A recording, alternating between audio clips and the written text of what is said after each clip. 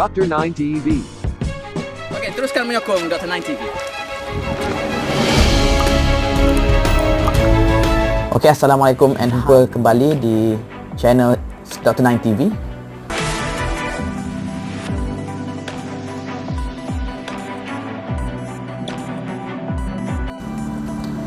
Okey, Assalamualaikum and hai. Dalam video kali ini saya akan berkongsi beberapa tips dan juga kaedah dalam penulisan tajuk dalam penyelidikan, terutamanya dalam penyelidikan pasca siswazah. Okey, seperti biasa memang kita akan mengalami masalah lah, kebanyakan daripada kita, terutamanya dalam penulisan articles ataupun penulisan thesis.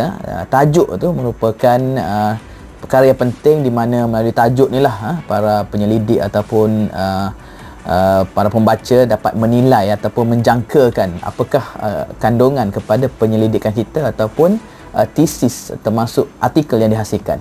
Jadi tajuk ni memainkan peranan jugalah dalam memastikan minat kepada hasil karya research kita dan juga hasil penulisan artikel kita yang kita hasilkan.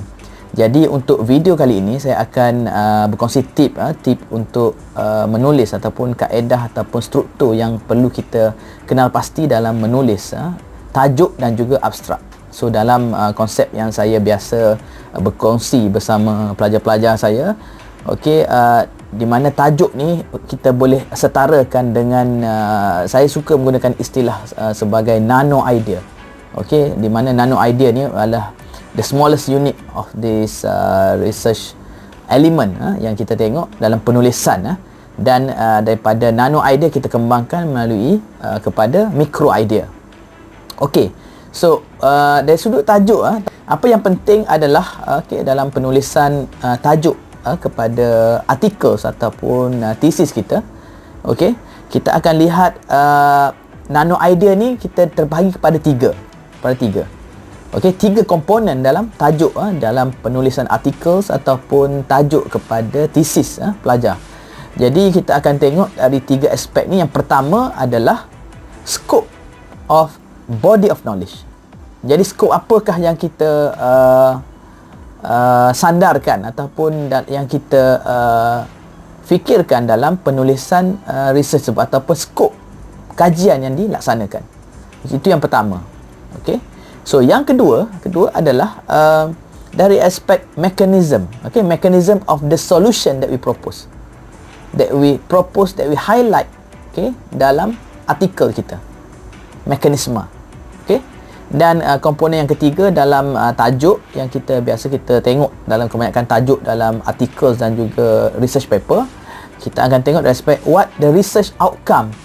Okay, kita tengok dari aspek the research outcome that offer from that solution. Maksudnya kat sini kita akan tengok apakah impak dia ataupun hasil kajian tu adakah menjadi salah satu solution kepada kajian kita. Okey, masalah yang kita temui dalam penyelidikan yang kita laksanakan.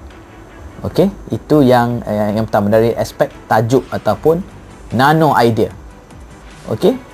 Okay, apabila kita dah menghasilkan nano idea yang lengkap dengan komponen tertentu seperti skop tadi, mekanisme yang kita ingin nyatakan dalam tajuk, dan seterusnya adalah the research outcome, hasil daripada solution kajian kita.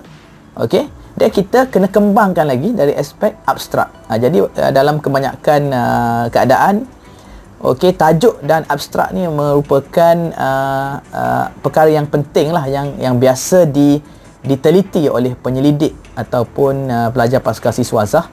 So di mana dia akan tengok dari aspek tajuk dan juga abstrak dahulu sebelum pergi lebih detail membaca artikel-artikel ni. So itu antara praktis ataupun praktikalnya lah. Jadi bila kita akan tengok tajuk tu dia dah menarik katakan. So dia telah menggambarkan apakah isi kandungan artikel yang dihasilkan. Saya ingat video ini dapat membantu dalam penulisan tajuk yang kata convincing ataupun tajuk yang memberi gambaran terhadap kajian yang dilaksanakan. Dan terima kasih.